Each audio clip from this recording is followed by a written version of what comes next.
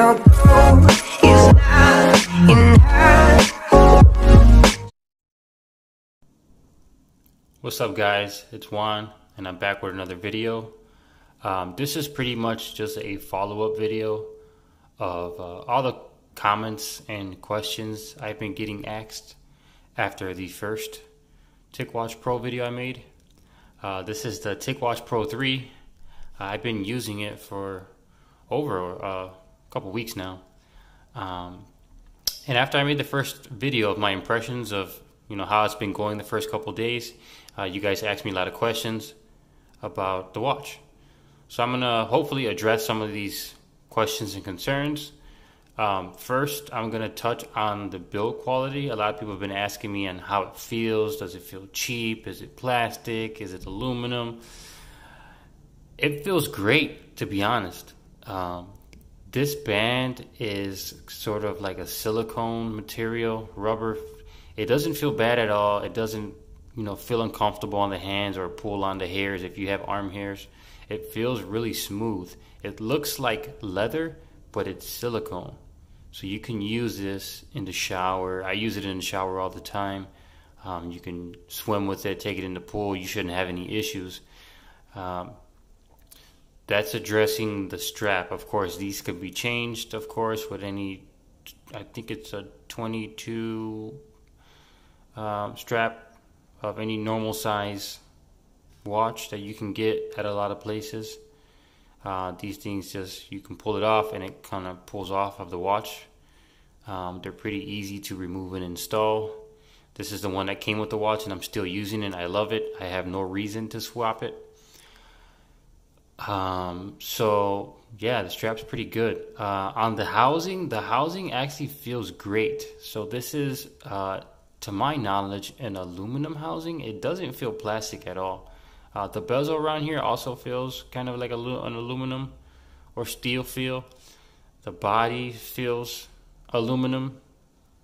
It doesn't feel cheap at all. It doesn't feel like you went out and bought a cheap watch. The back of it is plastic. So this part in the back that houses the sensors and the proprietary charger, this is plastic. But it doesn't feel uncomfortable or cheap, or like I said, I've been rocking it for a couple weeks and it doesn't have any dings or scratches or any signs of wear in it. But other than that, like I said, it feels great. The quality feels great. It doesn't feel cheap.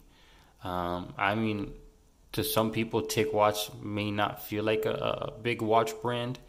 They've been out for a while, but it's not a name that's known by many people like Apple and Samsung. But they make really great watches that are high quality. These buttons also feel great. They're not plastic, kind of feel like an aluminum feel to it. They're very clicky.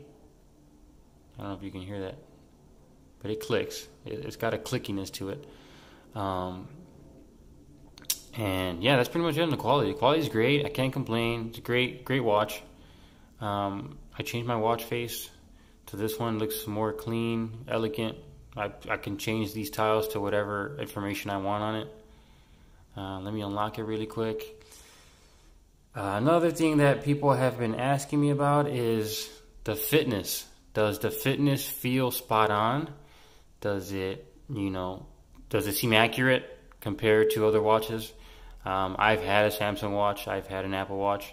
These things, or this watch, feels accurate. I mean, I don't have any complaints about the fitness part of it. So it'll automatically track workouts, which is another question that I got asked. You don't have to automatically, if you're going to go for a run or a walk.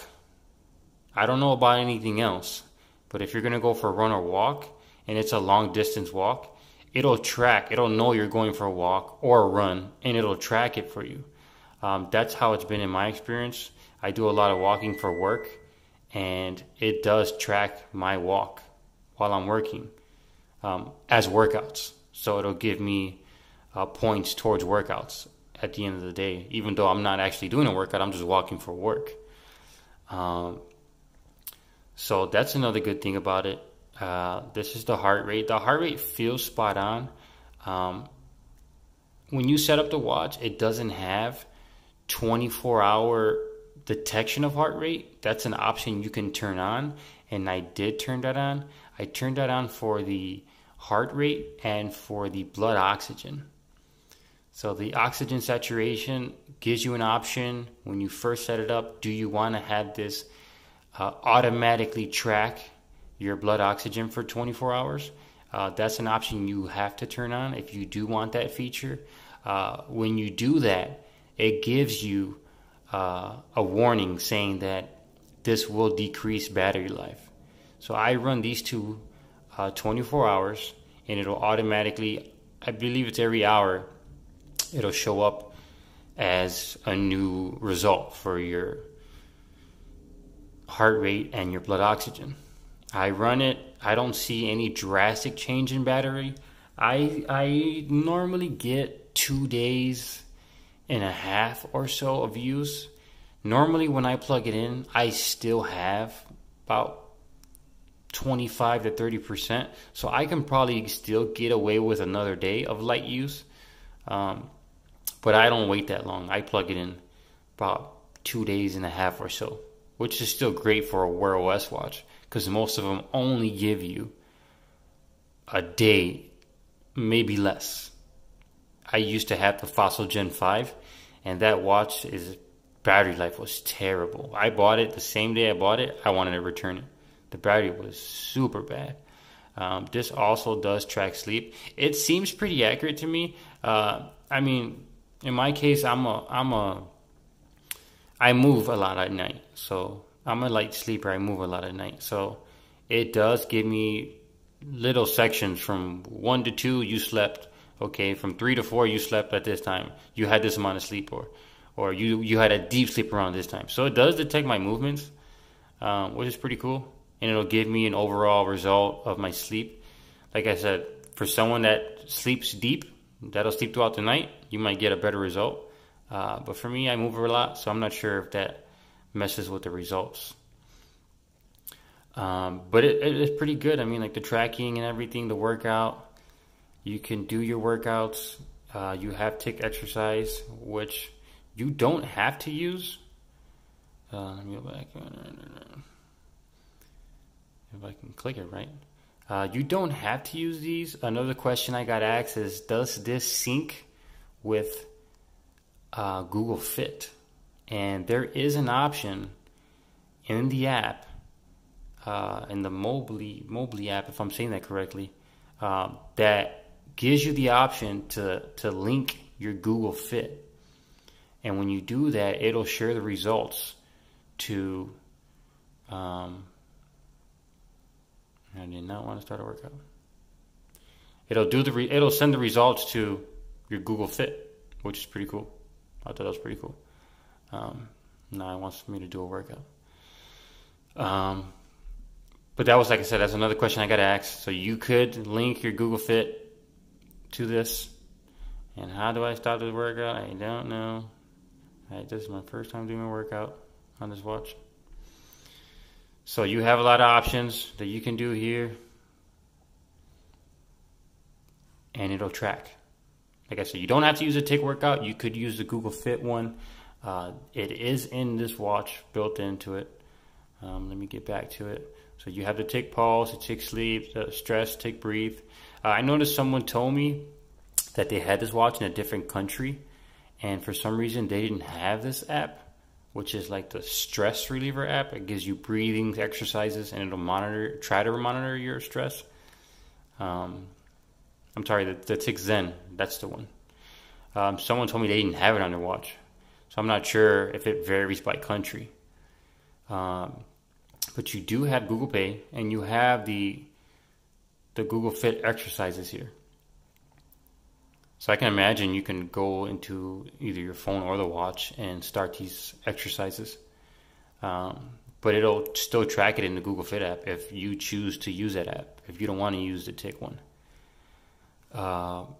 Battery life has been great, like I said. I get notifications with all my apps.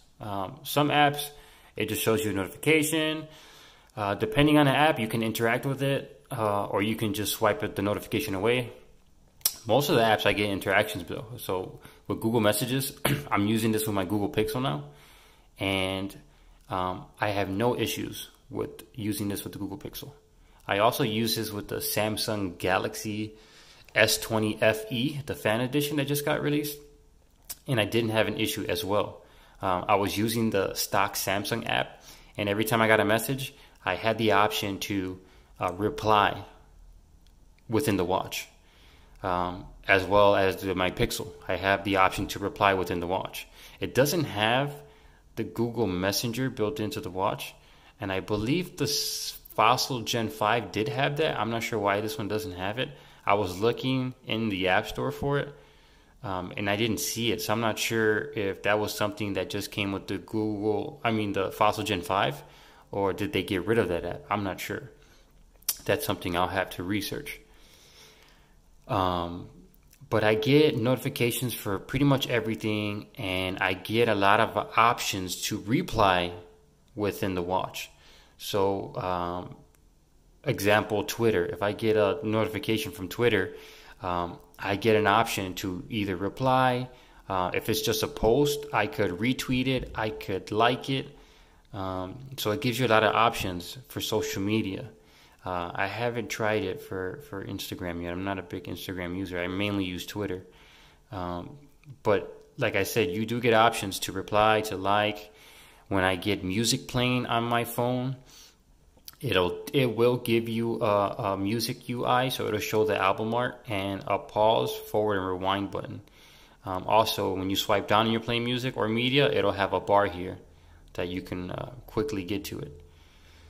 Another concern that someone had told me about is the vibration. So the vibration on this is amazing. I don't use any alerts, sound alerts on it. You do get a speaker, so that is a possibility. You can do that. But I don't do that. I leave it on vibrate, and I never miss a notification. It's not super loud where someone around you is going to hear it. But you do feel it. It is a nice vibration. It doesn't feel cheap or tinny. It sounds very high quality.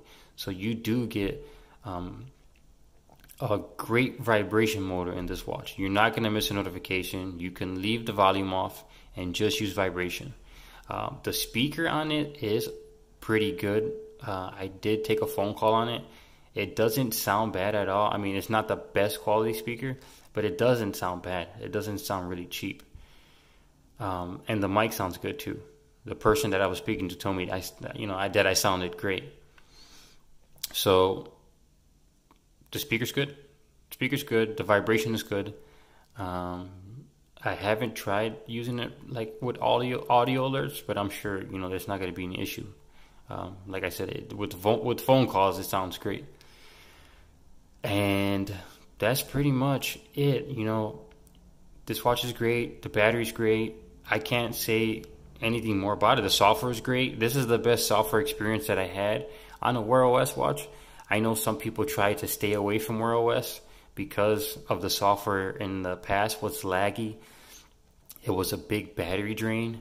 But that's changed. This is the first watch that runs the Snapdragon 4100. And it's fast, it's fluid, the battery's great, it's pretty accurate with workouts and heart rate and blood oxygen.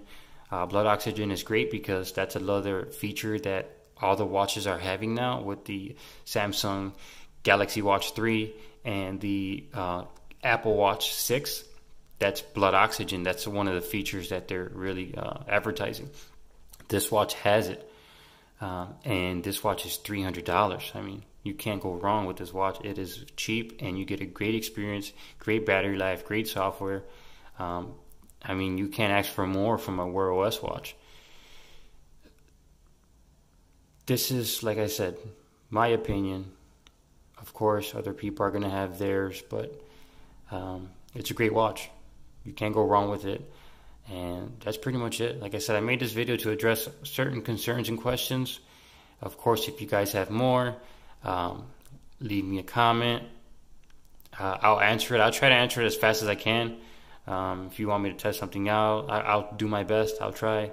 But yeah, guys, this is pretty much it. I make these videos for you guys because, like I said, I'm just an average consumer. And when I want to buy something, I go to YouTube to look to see what other people experiences are. So this is my experience with this watch. And like I said, I do it for you guys, so you guys have a better idea of what you're buying. If you like the video, give me a thumbs up. If you like my video, subscribe. That really helps me out, so I can continue making these videos. If there's stuff that you think I can improve on, let me know. I'm not a professional. I'm just, like I said, an average consumer that's trying to share my experiences. That's pretty much it, guys. Stay blessed and have a good day. Peace.